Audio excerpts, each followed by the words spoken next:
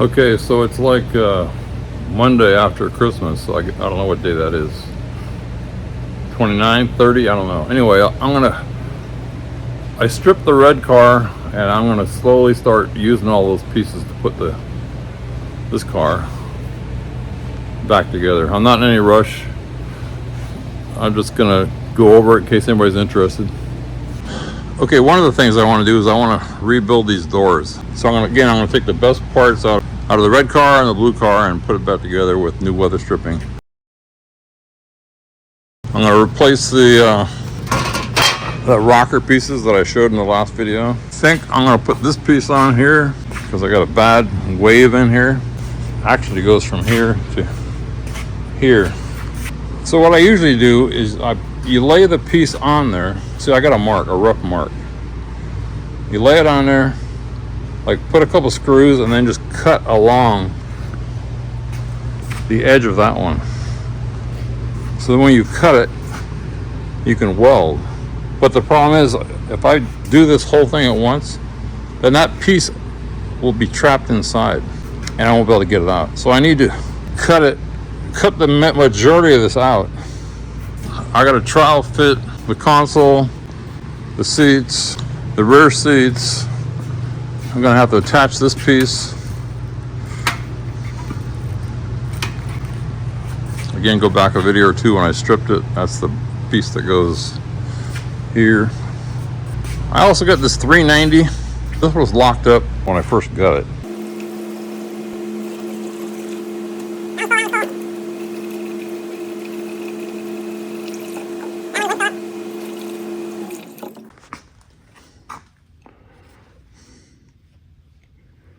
And we'll just let it sit for a while. Again, I don't even know what I'm going to do with this engine, but I'm going to see if I can free it up. Gotta pull all these off now that I know how they go. As for this one here, I'm going to drill a hole on the inside of the panel so I can get at that. There's just no way to get it that easy. I drilled a hole on both sides. You see that hole right below the doorknob to the left, or that crank?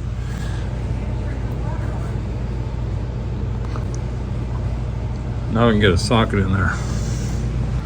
Eventually I gotta pull the dash out. I'm always doing a bunch of different things, but anyway, I had a couple of videos ago, I put all this stuff in evaporest. I put in rubber, things that have been painted, this stainless steel or whatever it is. It sat for a week. It didn't hurt anything, but it took all the rust off of it. Okay, I'm getting ready to put this panel on. So I cut this open. So I'm just going to explain the way I do it. It doesn't mean it's right. So as I said, well, it'll make sense in a second, but see, I put little cuts in here every so often. And I marked it. So I'm going to lay this panel over this panel. I'm going to line this up.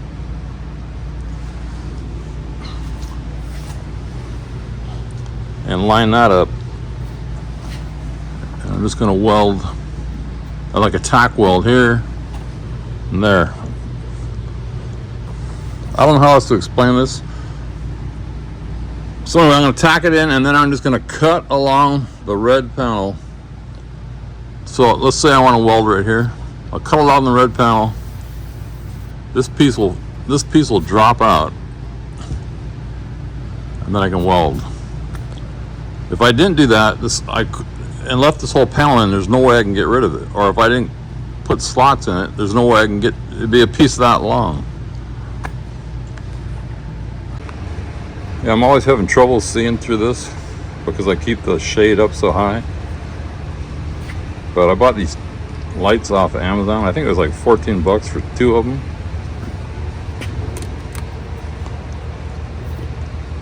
So I just got it Velcroed here and here.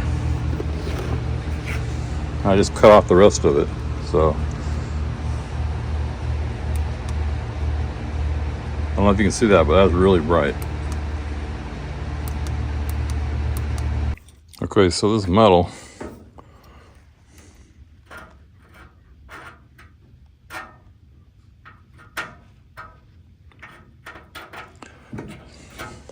ground it a little bit there. So it's like 18 to 20 gauge.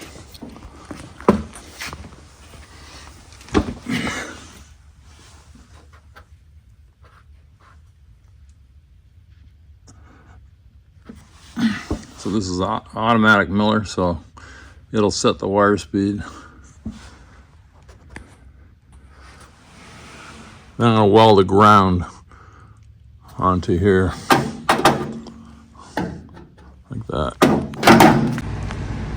Yeah, I don't want to film all this, but I got it lined up here.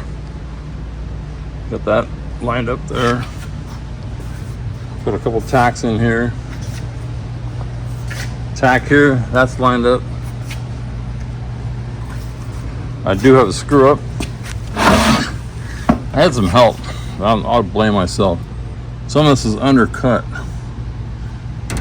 Look at that. So that's gonna make it more difficult, but I can fill that. So I guess I'm just gonna, I don't know, I'm just gonna start welding the top, I guess. So I'm just gonna cut a section.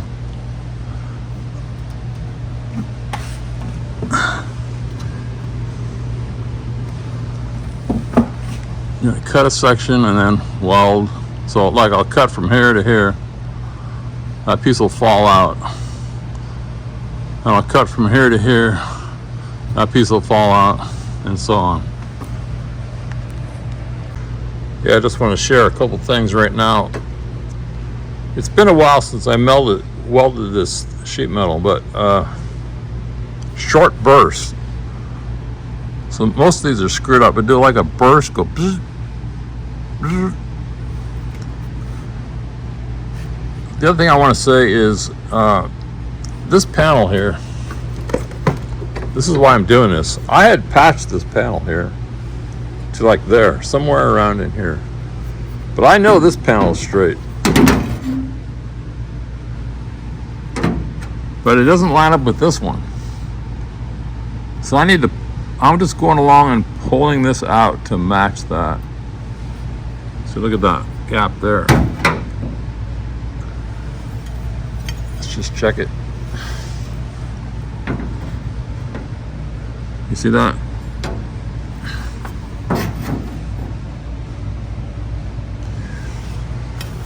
The other thing I want to say is this light here. So here's with no light. Here's with a light. That's great.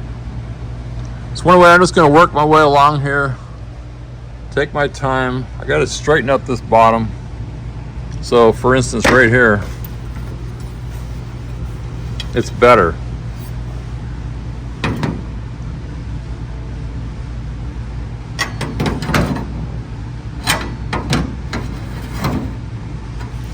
So I'd rather have a little filler here than this whole thing. I'm not good enough.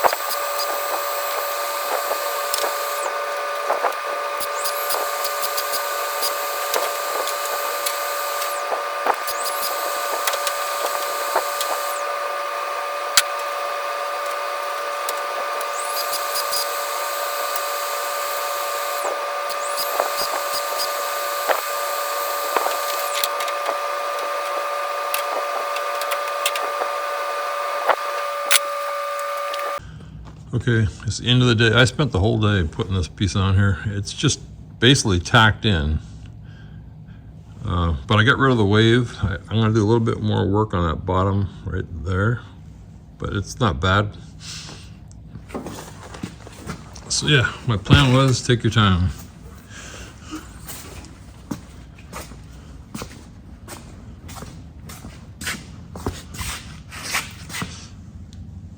Yeah, the wave's gone. It was worth it.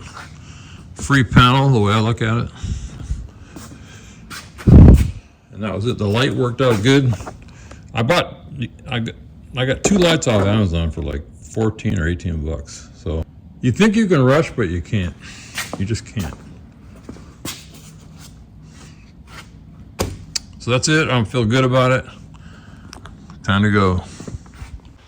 Okay, this is a couple days later. I've been doing other things. Like I say, I mistakenly undercut that. So there's a big old gap I got to fill in.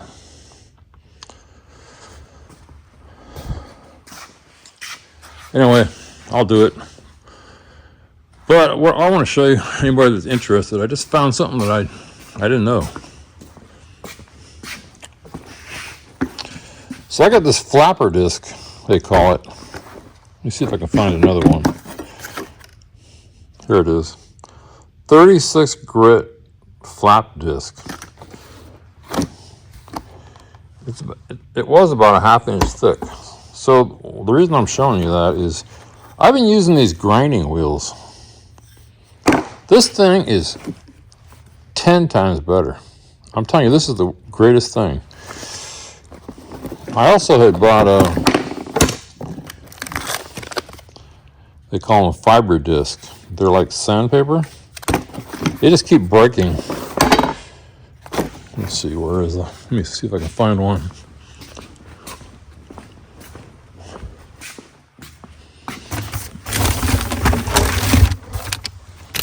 These things.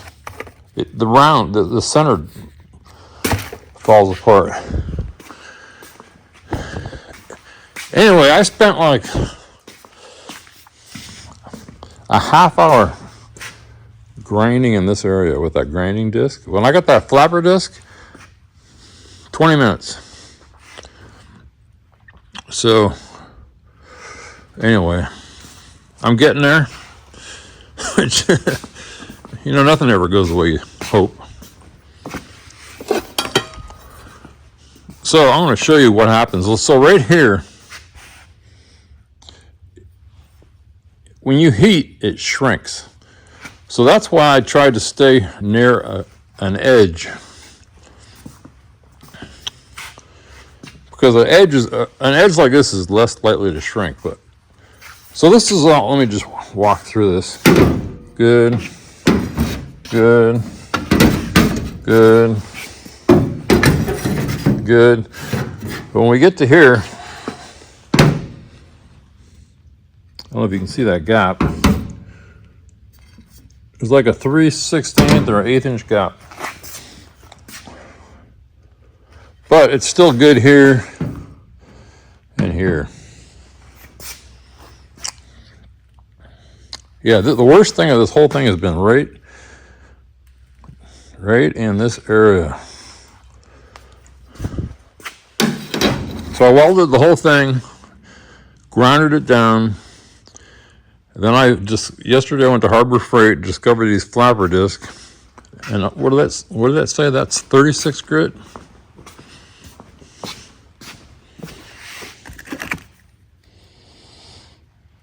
Yeah, 36 grit.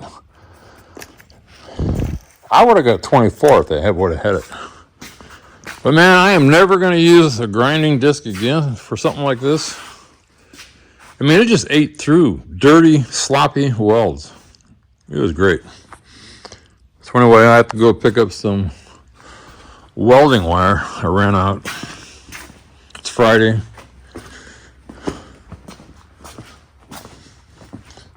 So when I ran out of welding wire, then I just decided to grind everything. And man, I'll tell you, those flapper discs, they're awesome. So let me just talk a little bit more on these discs. This one here that I usually use is this thick. These are that thick. Look at this. I can't believe it. These wear out really fast.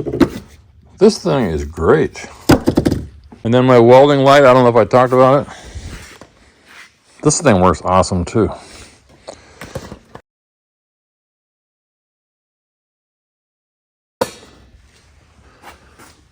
So that's it.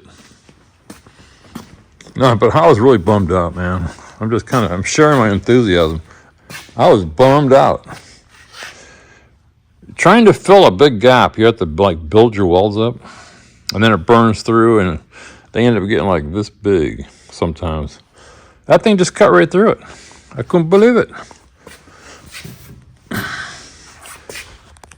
Yeah, I also bought a shrinking disc. I'll be using this next week, but the idea of this is that it just heats up the metal. So like right here, so the last patch I did, I cut it way up here. And that wasn't close enough to the edge like I was saying. But now I can feel there's some high spots. Supposedly,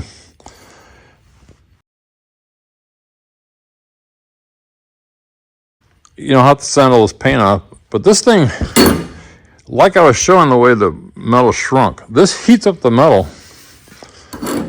It's spinning so fast, it heats it up and it shrinks the high spots. So if there's any high spots, they'll get hot and they'll shrink. So we'll try that next week.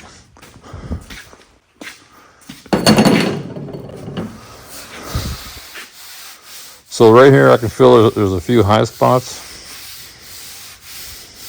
Anyway, I'm kind of excited to try that thing out.